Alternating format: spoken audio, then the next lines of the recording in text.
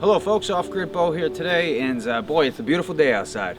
It's supposed to get up to the mid to high 40s today. The snow is melting a little bit, nice and sunny, and I got the day off. So I'm up here at the cabin, and it's going to be kind of a more just laid-back day. Do a little vlogging here at the cabin today, but one thing I wanted to make clear is I'm hoping you guys can see this, but I have made it an upgrade as far as the camera quality goes. I have a new mic, a new camera. I hope you guys can see the difference. I'm pretty excited about it. I am looking forward to making some better quality content for you guys.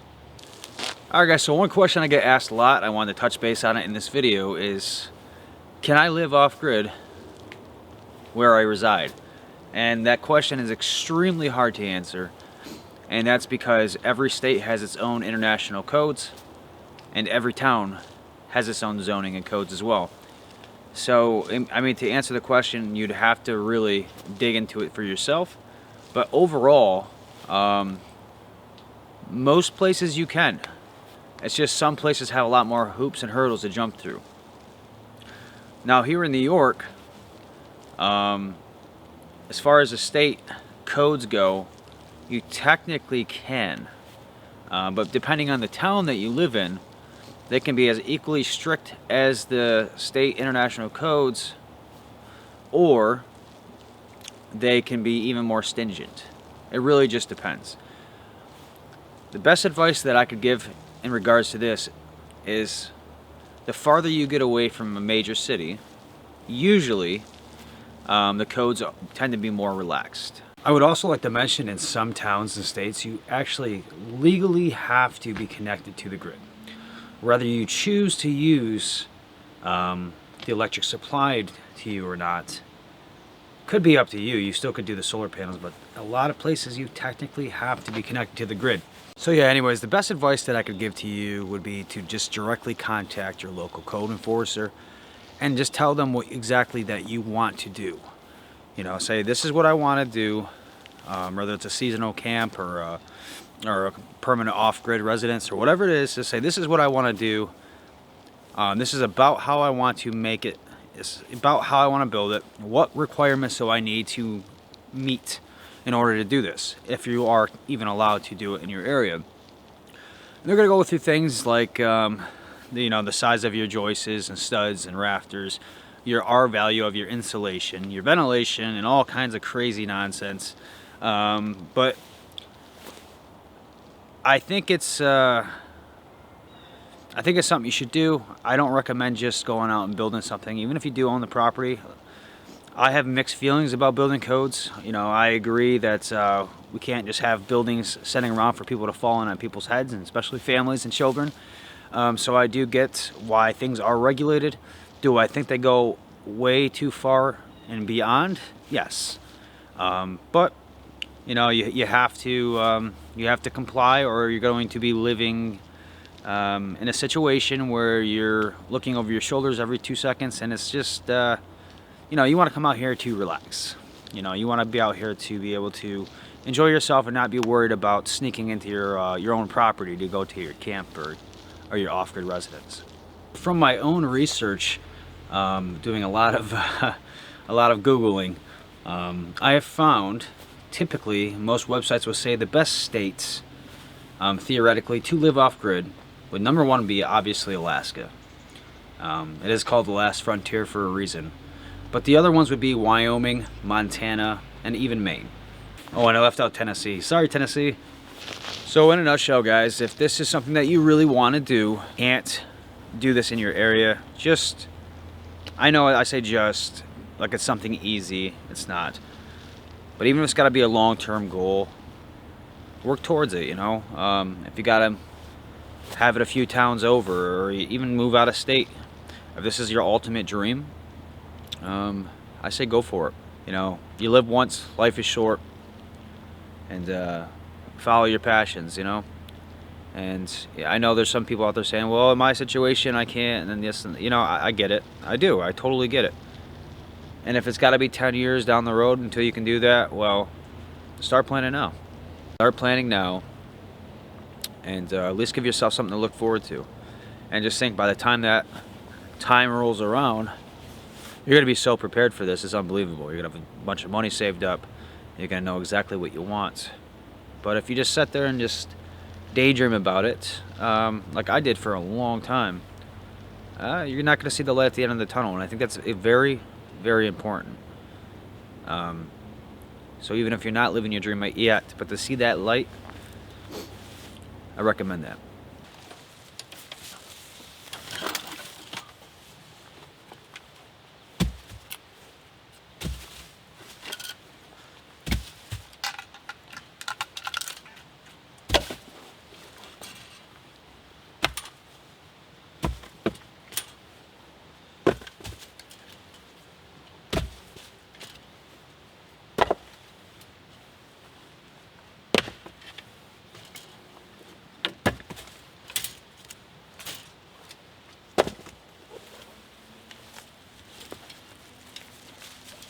And yes, this is an old lady shopping cart. Answer another question that's asked quite often is your roof flat? No, there is a pitch to the roof. It's not the greatest. It's enough for the rain, obviously, to run off and collect into a small water collection. In the winter time, it is kind of a pain because I have to keep the roof shoveled off, even though it's built strong, and I've had a lot of snow in here, had no issues. But you know, I just out of safe habit, I keep the roof shoveled off. And I also get asked a lot, why did I build the roof like this? And the most simple answer that I could give you is because when I built this cabin, like I said before in other videos, this was an experimental cabin. I wanted to come out here and try to do the off-grid thing with nothing to lose. And I built this cabin for $300. And I've actually made a video about that. But I built it for $300. I was like, yeah, I have nothing to really lose. And so since I built it for $300, if I was to add a loft to this cabin, I would have had to, it would have cost me more money. And I mean, that's the most simple reason why the roof is the way that it is. So I'm still cutting firewood, and I didn't do really much firewood cutting in this video because well, it's been in a lot of my videos recently, and I didn't want to bore you guys to death. But I just wanted to show you something. This tree here, one right here, the video is pretty deceiving, the size of it, but it's a huge ash tree, and it was dead standing, and I cut it down, and the wood that you've seen in the woodshed was all filled by this same tree that's like halfway through. So I've been getting a lot of firewood off of this, and I got a lot more to get off of it yet. Hopefully it'll probably at least half to 3/4 fill the woodshed. And I gotta find one more dead standing, and I should be pretty well set for the winter. And another question that I've had was, but why did you not build your next cabin yet? You've been talking about it. And to make that simple as well, as most of you know, I started a new job, and it's been consuming my life, unfortunately. But I would say the biggest reason is because I'm still unsure of how I want to build it, and I want this to be a permanent, forever thing, and so I've been taking my time, really researching a lot of different techniques, and really thinking about how I want the layout, and so on and so forth. I'm hoping by spring I will have it sorted out. I don't know that for certainty, but that's what I'm hoping for, and we'll see. I've been meaning to say this to you guys for a while now, and I'm not trying to be all sappy here on YouTube, but it was only a few videos ago where I said we have hit the 4,000 subscriber mark, and now we've hit the 5,000 subscriber mark and getting closer to 6,000 subscribers. And this YouTube channel is really starting to take off and gain some traction, and I feel like there's not enough that I can say to just tell you how thankful I am for you guys. I am so thankful that you guys find interest in my life and, you know, log in to see what I'm up to for the week, and that really means the world to me, guys. It really fills in a spot in my heart. I thank you. Again, I'm lost for words, and this is why I don't say it enough, because there's not any good way to put it other than just thank you. So I'm taking a little walk right now, and where I'm bringing you guys to is this little tiny camp that me and my father built when I don't even know how old I was. I was a young kid, and I just remember the experience of building it, and it was such a crappy little camp. I mean, it was it was junk, but I still remember the experience of building it and dragging the materials through the woods, and how excited I was when it was all done. And yeah, I think that's part of what got me on this journey, this little old crappy camp. It's a little messy through here. This little old crappy camp is kind of what got me started when I was a young kid. And I'm like, I want to live in something like this. This would be so awesome. Thank God I didn't, because yeah, I don't think this would be very sufficient.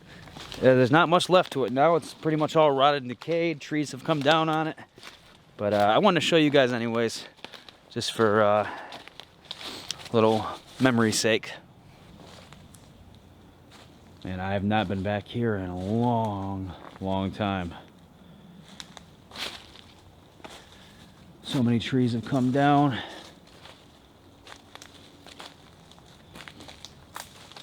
I just still remember lugging all this wood out here. And I have not been back here in a long time. So many trees have come down.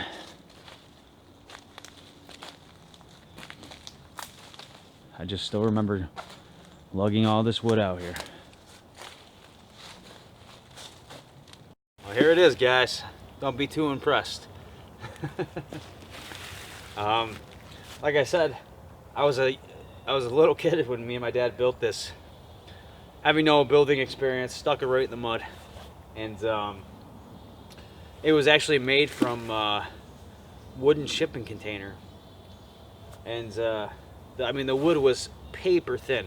Even when the wood was new, you could, if you hit it hard enough with your fingers, you put your fingers right through it. So I'm actually, this many years later, surprised there's even anything left of it. But one of these days I gotta get out here, and I got a fire pit right over here, and get this crap burnt up.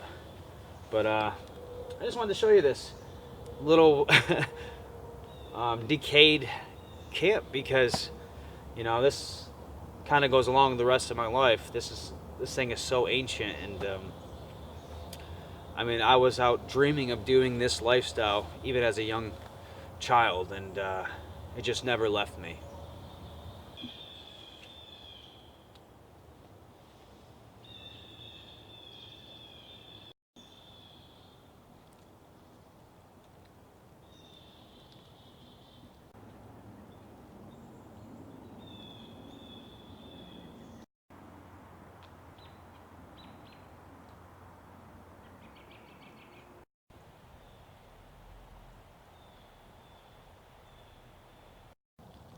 Alright folks, this is Off Grid Bo, and have a wonderful and blessed day, guys.